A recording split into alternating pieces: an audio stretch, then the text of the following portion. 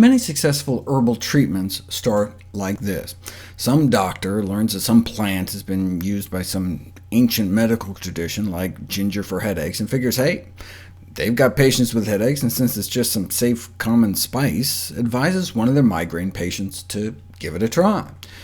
At the first sign of a migraine coming on, the patient mixed a quarter teaspoon of powdered ginger in some water, drank it down, and poof! Within a half hour, the migraine went away. And it worked every time, no side effects. This is what's called a case report, which is really just a glorified anecdote, but case reports have played an important role in the history of medicine. AIDS was first discovered as a series of case reports. Some young guy walks into a clinic in Los Angeles with a bad case of thrush, and the rest is history.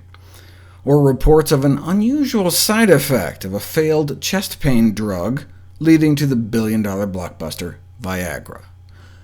Case reports may be the lowest or weakest form of evidence, but they're often the first line of evidence. That's where everything begins. So a report like this isn't helpful in and of itself, but it can inspire researchers to put it to the test. The problem is, who's going to fund it?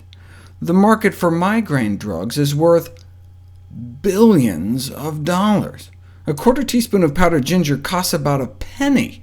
So who'd fund a study pitting ginger versus the leading migraine drug? No one.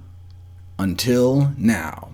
A double-blinded, randomized, controlled clinical trial comparing the efficacy of ginger to sumatriptan, also known as Imitrex, one of the top-selling billion-dollar drugs in the world, in the treatment of migraine headaches. They tried using just 1/8 of a teaspoon of powdered ginger versus a good dose of the drug, and they both worked just as well, just as fast. Most started out in moderate or severe pain before, but after the drug or ginger ended up mild or pain-free. The same proportion of migraine sufferers reported satisfaction with the results either way, and so as far as I'm concerned, ginger won. Not only because it's a few billion dollars cheaper, but because there were significantly fewer side effects in the ginger group. On the drug, people reported dizziness, a sedative effect, vertigo, and heartburn.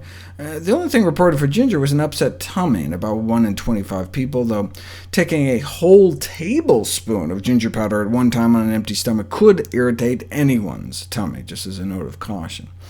But sticking to 1/8 of a teaspoon is not only up to 3,000 times cheaper than the drug, but you're probably less likely to end up as a case report yourself, of people that have had a heart attack or died after taking the drug.